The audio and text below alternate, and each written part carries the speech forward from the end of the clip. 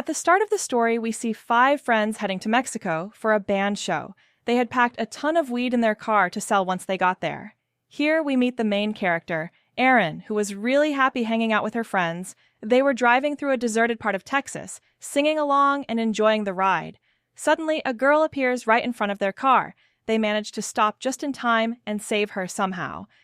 Erin then asks the girl, "Are you okay?" But the girl starts walking ahead without saying anything, like nothing happened. Seeing this, they realize she's in some kind of trouble. So Erin and her friend get out of the car and go over to her. Here we see the girl talking to herself, saying this place is really dangerous and she needs to get home.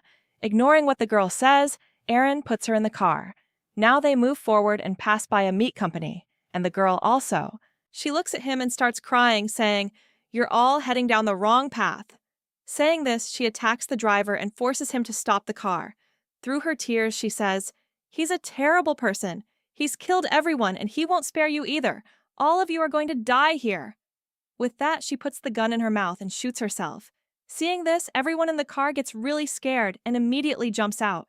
Now they don't understand anything. They didn't know what to do with the dead body. They couldn't even inform the police because their car was loaded with a ton of weed, and if the cops found it, they'd definitely get arrested. After thinking it over for a long time, they finally decided to tell the police about the dead body. So, a guy named Camper hid all the weed in one spot inside the car, and they started heading toward the police station with the dead body. But little did they know that deciding to take the girl's dead body to the police turned out to be the biggest mistake of their lives. After driving for a while, when they couldn't find the police station, they stopped their car near a food store and went inside to tell the store owner everything. After hearing them out, the woman called the police station and spoke to an officer. Then she hung up and told them they needed to take the dead body to a nearby factory where they'd meet a police officer. They found it pretty weird that the police weren't coming themselves, but they had no other choice. So, they started the car and took the forest path to reach that old factory. When they got there wasn't a single police officer around. What was even stranger was that the factory was completely empty. Nobody really knew what to do next. Then Morgan said they should just leave the dead body right there and go without telling the police. Everyone thought Morgan's idea made perfect sense. But Erin flat out refuses to do that. She says that this girl must have a family too, and they must be waiting for her. So, we shouldn't just dump this dead body here and leave. Agreeing with Erin, everyone starts waiting right there for the police officers. Just then, they see someone running from the back of the factory. When they go inside, they find a little boy. The boy starts telling them that the police officer isn't coming here and that the officer must be at home right now. Now, these people. After getting the officer's address, Erin and Camper head towards the police officer's house. Meanwhile, the other 3 friends wait near the old factory. After walking a bit, they find the house, but when they peek inside, there's no sign of anyone, so they figure no one lives there. Just as they're about to leave, an old man in a wheelchair rolls out. Both his legs are amputated. The limping man tells them this isn't the police officer's house, but while helping you, I can call the police officer, but only one of you 2 can come inside and call the police. Hearing this, they feel a bit weird, but then they think, what can this lame guy really do? So, Camper stays outside and sends Erin inside. Once inside, Erin talks to the police on the phone and tells them everything. Then the police officer tells Erin, "Don't worry, just wait for me, I'll be there in half an hour." After saying this, the officer hangs up. As Erin starts to step outside, a limping guy calls out at her for help. Erin sees that he's fallen in the bathroom, so she helps him out. Actually, this limping guy was just wasting Erin's time for no reason. While Erin is helping him, we notice a man walking past behind her. This shows us that the limping guy isn't living alone in the house. There's someone else with him. Meanwhile, outside, a camper is waiting for Erin. Erin had been inside for quite a while. Camper started to get worried that maybe the limping guy had done something to Erin. So, he went inside the house too and began looking for her. When he opened a door and peeked inside, suddenly a tall, broad man hit Camper hard on the head with a hammer, killing him instantly. The man then dragged Camper's body into another room. Meanwhile, when Erin came out of the house, she saw that Camper wasn't there. She thought maybe Camper had gone back to that old... He went to the factory to meet his friends. That's why she also starts heading towards the factory. But when she gets there, she realizes that Camper, who had gone with her, isn't there either. Now Aaron starts to worry about Camper. After that, all the friends begin searching for him, and they end up at a place filled with lots of abandoned cars. But still, they can't find Camper there. Then they figure out that Camper must be somewhere around that house. So, they all head back to the house. Aaron sees that the man is sitting outside the house. Aaron distracts the old man with her chatter, and as soon as she gets the chance, her friend Andy sneaks inside the house. Once inside, he starts looking for his friend, but can't find Camper anywhere. When he goes into the kitchen, he's shocked to see pieces of skin hanging all around. This freaks Andy out big time. As he's investigating the house, Andy accidentally knocks a box off the shelf. Hearing the noise, Aaron comes running back into the house, and the lame guy sneaks inside after Aaron. When he sees Andy with Aaron, he gets really angry. He realizes that Aaron tricked him with her words and secretly sent her friend inside the house. The lame guy slams his stick on the floor and says, "Come on, boy, bring it!" Hearing this, Leatherface grabs a chainsaw and comes over. Seeing him, both of them start running away. Aaron somehow manages to escape, but Leatherface grabs Andy and one of Andy's legs. He cuts it off. Then Leatherface picks up Andy and takes him down to the basement. There, he hangs him on a meat hook. After hanging him, he sprinkles salt on Andy's severed leg and then wraps it with paper to make it hurt even more. Here, we see Leatherface peeling off the camper's face and making a mask for himself. After that, he takes off his old mask. That's when we see his real face, which looks really terrifying. Meanwhile, Erin arrives at the factory. She tries to start her car, but it just won't start. Just then, the police officer Erin had called shows up. Seeing the cop, everyone feels relieved and breathes a sigh of relief. They explain the whole situation to the officer, that there's a really dangerous guy living nearby who's been attacking people. The officer says he's been on duty here for years, but has never seen anyone like that. Suddenly, the officer spots drugs inside their car. The police officer gets really angry when he sees this. He pulls all three of them out of the car, throws them on the ground, and fires a shot near their heads, saying, "In your drunk state, you guys are the ones who killed that girl."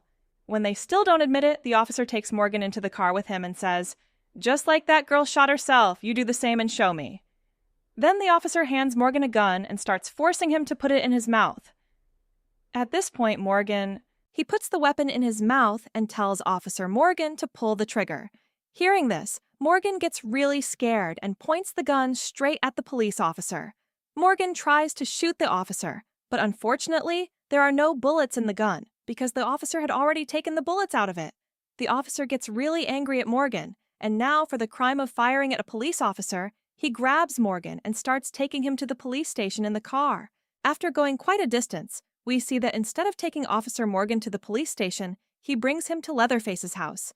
This lets us know that the officer is also in cahoots with Leatherface. Meanwhile, Erin starts her car, but as soon as she begins to drive, the tires come off.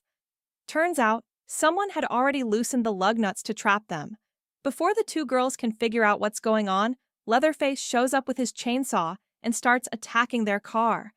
Now here, Erin's friend tries to save herself by jumping out of the car and running away.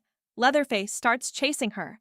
She struggles hard to get away, but Leatherface cuts her down with his chainsaw. Erin is sitting in the car, watching everything happen right in front of her eyes. Then she sees Leatherface wearing her friend Camper's face. Seeing this, Erin gets really freaked out and starts running towards the forest. Leatherface begins chasing her again. While running, Erin jumps into a camper van. She arrives. Inside the van, there are two women.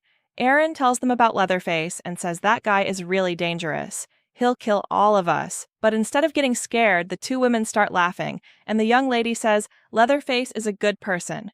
He never hurt anyone. Also, their behavior is pretty weird, like they have no clue how to talk to people.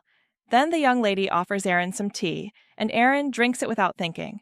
Got it, she just drinks her tea. Erin asks to borrow the phone to call those two women, but the young lady says they don't have any phone. Then the young lady goes off to calm her child, and at that moment, Erin's eyes catch a family photo. In it, the same girl is standing with her child, the one they met in the middle of the road. But the weird thing is, the child in the photo is now with the young lady. Seeing all this, Erin realizes she's trapped here too. Just then, someone's phone starts ringing. When Erin goes into the room, she sees the young lady talking to someone on the phone. A little earlier, when Erin had asked that young lady for the phone, she had said they didn't have one. So, that's another lie caught. Erin yells at the young lady, saying the baby isn't hers, that she actually stole the child. But before Erin can do anything else, she suddenly falls down and passes out. It turns out the tea Erin drank a little while ago was drugged by those people. Here, we find out that those two women, he's wearing a leather face. After a while, when Erin comes to, he finds himself tied up with ropes, surrounded by this whole family. Here, we get to see the entire family together. Helping Leatherface are his wife, his lame brother, and his young son, Jed. They even kidnap Jed from another family. Leatherface's wife tells Erin that her son Tom, aka Leatherface, had a skin disease that messed up his face badly. Because of his ugly face, they used to make fun of Face, and because of that, my son became a killer. Now we live alone, far away from everyone. After a while, Leatherface shows up, grabs Erin and locks him down in the basement. The basement was in terrible shape. There were human body parts scattered everywhere. Then Erin sees Andy hanging from a hook right in front of him, and Andy was still alive. Erin tries to get Andy down from the hook, but instead of freeing him, she accidentally pushes the hook further inside Andy. That's when Andy says, "I can't take this pain anymore. I can't take it anymore, so just kill me." Erin didn't want to do this, but when she saw Andy in so much pain, she picked up a knife and stabbed him in the stomach, freeing him from his suffering forever. Moving further into the basement, she sees Morgan in a bathtub, badly injured. Behind Morgan was a hole, which meant he had been hung up too. Morgan was in terrible pain. Erin somehow manages to get him out of the tub, and just then, that kid shows up there. The same kid who... They met him at the factory. That kid wasn't a threat to them, he actually wanted to help. The kid leads the two of them along behind him. With the kid's help, they start sneaking out through a secret passage. But just then, Leatherface spots them and starts chasing after them fast, swinging his chainsaw. The kid tries to get them out through the secret way. Morgan somehow manages to get out of the basement, but just as Erin is about to get out, Leatherface grabs her leg and... Erin starts getting pulled down, but here, the kid bites Leatherface's hand. Because of that, Leatherface lets go of Erin, and she quickly gets out of the basement. Now, Erin takes Andy with her, and they hide in an old house nearby. But Leatherface isn't giving up the chase and follows them into the old house. Erin quickly hides Morgan in a closet and then sneaks off to hide in another room herself. She sits there completely silent. Now, Leatherface. He comes there looking for her. The place where Erin was hiding had a bunch of rats, and they started crawling into Erin's clothes. Erin barely manages to hold her breath with her hand over her mouth so she doesn't make any noise. But the rats were making so much noise that Leatherface hears it and starts moving towards Erin. After a while, the noise suddenly stops and Leatherface goes the other way. Erin thinks she's safe, but then Leatherface suddenly attacks from behind and grabs her. He drags him outside and slams him onto the ground. Leatherface then picks up the chainsaw, about to attack Erin, when Andy suddenly attacks Leatherface.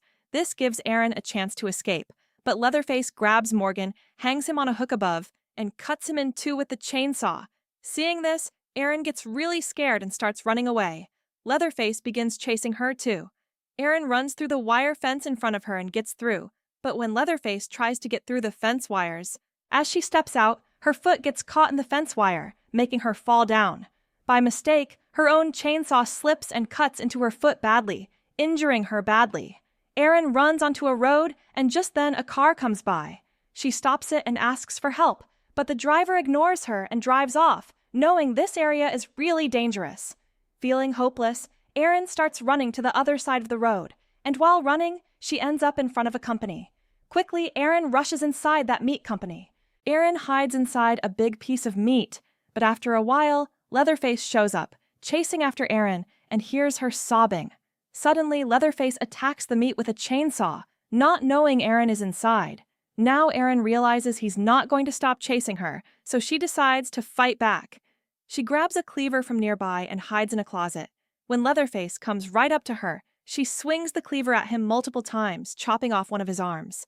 Leatherface is in a lot of pain and just falls right there. Erin runs out of there and stops a truck. Seeing Erin in trouble, the truck driver lets her get in. After driving a bit, Erin notices the driver is heading back toward the gas station where Leatherface's family lives. Erin barely escaped from there with her life before, so she doesn't want to go back. She tells the truck driver, "You're going the wrong way."